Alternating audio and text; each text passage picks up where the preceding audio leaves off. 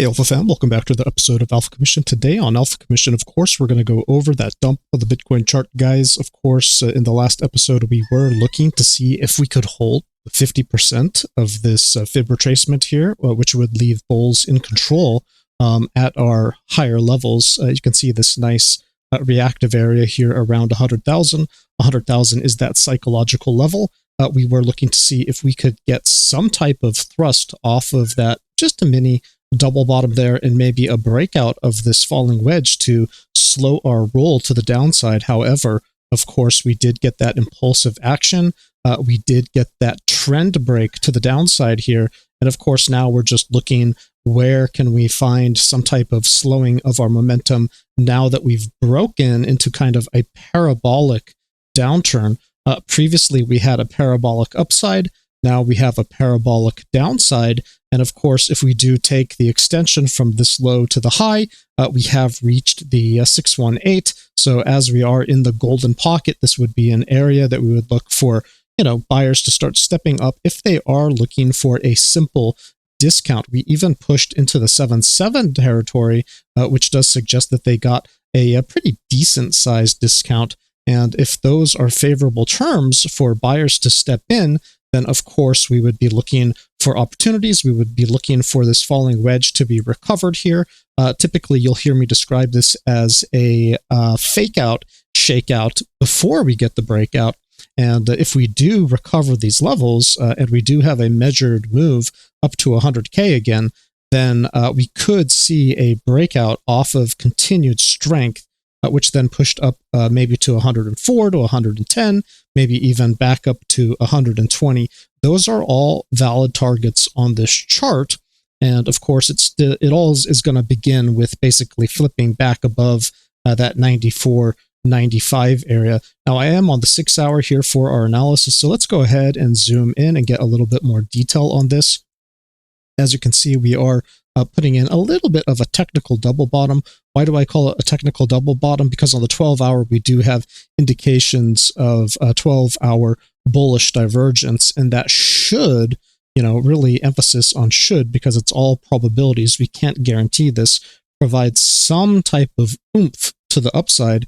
And if we are able to get above that 94, that would be my neutral point here on the 6 hour. That also corresponds with recovering the 618 on our fibs. And so the golden pocket will have been recovered. But more than that, you can see, of course, we have a low back here. Let me go ahead and make that a more easy to see color. We have a low right here. We have a head here. And then if we put in some type of a shoulder up here, we could get a head and shoulders pattern inverted, which then takes us up into this 100K area, and it would be up to us to break out from there, maybe middle around, back test, whatnot, and see if we can get some bullishness on this chart, okay? If we are able to get that bullishness, then this falling wedge itself does have a measured move, somewhere between 109 to 120 as a super realistic play. So guys, I'm not going to be a perma bear here. Of course, we do have some broken issues that we have to take a look at, but I give most of that detail in the group. Guys, if you want to sign up for the group, go ahead and take a look at the link in the description of the video below, and you can go ahead and sit in on the macro talks. Guys, we go over all the factors that go into making this market tick, and just try to isolate the key ones to focus on. Of course, today was NVIDIA's earnings, and it's pretty desperate of the market to basically rely on NVIDIA for everything. That does show this market is getting a little bit long in the tooth, a little bit toppy, a little bit frothy, and some of the air of the various bubbles that are going on may need to be let out. Now, do I think that AI is a bubble? No, because everyone I know is using AI, okay? I can't really say that about the .com bubble in the early days. No one was using those websites, just everyone was starting a new website, and people were just giving them millions and millions of dollars to start a website, and no one was actually using those websites, okay? It wasn't until much later that people started to use it. But everyone I know is using AI these days, okay? Every business is starting to incorporate it. So do I really think it's a bubble? I don't know. Maybe it's overvalued, but do I think it's a bubble? Not necessarily. I think it's barely even started to unleash its potential because people don't even know how to use it yet. Okay, so how can something be a bubble if people don't even know how to use it? That's totally different than the dot-com bubble, where all you had to do was click and go to a website. And then you could see what's on the website, and then you leave, right? No, AI is going to be a process. I think it's going to take many years for it to unfold, and I'm sure, it will have bubble tendencies, and of course it will take some periods of deflation, but yeah, I just don't see it as a bubble overall. I think that we don't have enough compute to actually make everything run the way that a lot of companies would like it to run, which means the entire industry still has some sort of forward momentum. And whether or not the rest of the market goes into a bear market, I don't know. Whether or not investment cools off, I don't know. But I just don't really think that it is a bubble. I think it will continue. And I think it is one of these advances like fire that will just revolutionize mankind. And, was fire a bubble? No. Okay. People had to figure out how to stop lighting their houses on fire, right, when they started to use it. But, their huts, right, whatever. But once we mastered fire, I mean, look at everything that came after that, okay? I believe that AI is going to be that revolutionary, maybe not this year, but it is accelerating very quickly. So, I was pretty much expecting that NVIDIA's earnings would come in, on par with expectation or above expectation. I don't know if that's enough to hold up the rest of the market. There does seem to be some recessionary factors out there, and Bitcoin is not immune to that. Okay. But, if you do want some hopium, here's your hopium for the day. No guarantees in trading. Of course, if we do take out our lows, then, we do have lower fibs, maybe at 86. Okay, 85, 86. Next is what we'd be looking at. And, otherwise we're going to be just looking for some type of higher low in this area, either up here or down here, anywhere really, as long as we get a higher low and then start squeezing to the upside, recover this big falling wedge, hit my key target of 99 to 100K. If that's a rejection, okay, I really hope that's not a hard rejection. Okay, if that's a hard rejection, maybe we are in full bear market territory. But right now, let's go ahead and take a look under the hood. We can see that the RSI here, even on the 6 hour, is still looking pretty bullish. I could see definitely room for a little pullback. But as soon as we take out this 50%, I think we're going to get sent back into this territory. And, while we do have a bit of a trend line here that does suggest that probably we are going to bump our head on a maximum, I do like the trajectory of this.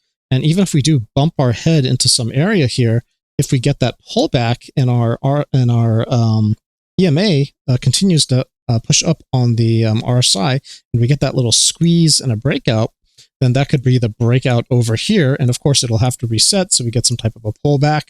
But that next one could be a huge launch, just like what I'm talking about over here. So I do like this setup. You can see something very similar back here. And when we did go to the extreme bull zone, I mean, look at this nice movement over here, okay? We went from 110 all the way up to 126, and we could get a very similar move. Now, probably your alts are going to start moving to the upside if Bitcoin does get that type of movement. Maybe not all alts, right? The market seems to have a consensus that unless alts are profitable for business or, valued at prices that make sense to business, that, they're really worthless and they'd rather be in memes or something. But, that's a repricing of this market, okay? It doesn't mean those projects are bad, right? Maybe it's fundamentally good project, but it just means that there's no business that wants to pay for that, okay? And right now, we don't have a lot of retail in the market, so who's going to be paying for that? Well, it's going to be institutions and businesses. And if they don't like the valuation of those insane crypto prices, right, where you want that 5 to 20x, well, guess what? If anyone wants to use that project, they have to pay that, 5 to 20x on the price. Who's going to pay for that? You? Are you going to pay for that? Are you going to be using that project? No. So if that project was useful to some business, then a business is going to have to pay for it. And if they don't like that price, they're not going to pay for it. Okay? So we're now in a new era with altcoins where your altcoins kind of have to make sense. Okay? It doesn't matter if it's a good project or if it's a bad project. Okay? They're all going to be treated as garbage. Okay? And the meme coins, because they're fun and it's casino-like. They're the ones that are going to be, flashes in the pan, doing extreme valuations, and then dying off very quickly, maybe never even coming back. Okay, the ones that are fundamental, maybe they're just going to be super boring. They're not interesting for the gambling. And so, why not just go with a meme coin, right? You're not going to use that coin fundamentally anyways. Were you planning on using it? No, you weren't planning on using it.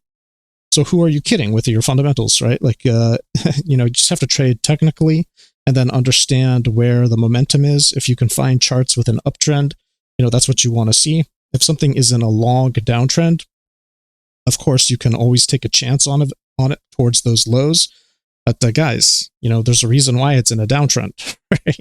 Like it's garbage, right? It's very likely to be garbage. And the less liquidity that it has in it, of course, it doesn't take that many buyers to then cause it to send. But guess what? There's no one going to be there to buy it at 20x or whatever, right? And so it's just going to crash all the way back down. And if it made a lower high than its previous high, then it's going to make a lower low also, most likely. Okay, that's just the statistics of it. So just some common sense here, guys. Capital preservation is the name of the game. I do like this setup for potential mean reversion to the upside. I'm not looking really for anything particularly special unless we do get a greater movement. I am going to continue to have just a cautious optimism. I do like the stochastic here for a potential push. I like the RSI for a potential push. I do like this double falling wedge. Okay, now we do have to validate that. This is not validated yet. You can see this is still a lower high, lower high, lower high, lower high, lower low, lower low, lower low. This is all a downtrend right now. I'm looking for a higher low, a higher high, recovering some levels, and then we can start talking. Okay, until then, there's really no point to be talking about this too much. We're in a downtrend. That's what we were looking for. We're just hoping for some type of a bounce. We got a baby bounce here, right? We were on the right track, but that just slowed the momentum before this next level. And now we have to see if this level can turn the momentum around, okay? Or if it's just slowing it down for maybe the next chance down lower, all right? But this is going to be a good opportunity. This is probably the level where we have our next opportunity. So I'm looking here. We do have a double bullish crab harmonic. Now, harmonics aren't the best when you're counter trending. So if this is a bullish harmonic and we're in a downtrend, they aren't the best signal. All right. Those bullish harmonics are way better in bullish trends. All right. But we do have to understand that a double bullish harmonic with a double bullish falling wedge with bullish divergence, at, an old supportive area at, the golden pocket, it could be worth taking a chance, right? With a small position size and some reasonable stop loss. And then when you get into, some profit, raise your stops, maybe skim a little profit to pay yourself for your effort. And then if you leave a moon bag to go, awesome. If some type of structure gets built up on the higher timeframes there, then you suddenly have a daily trend. Maybe you have like a 2-day or 3-day trend. It's starting to look better and better, and we can talk about it then. Okay. But for today, this is your hopium for the day. And yeah, guys, stay safe and happy trading.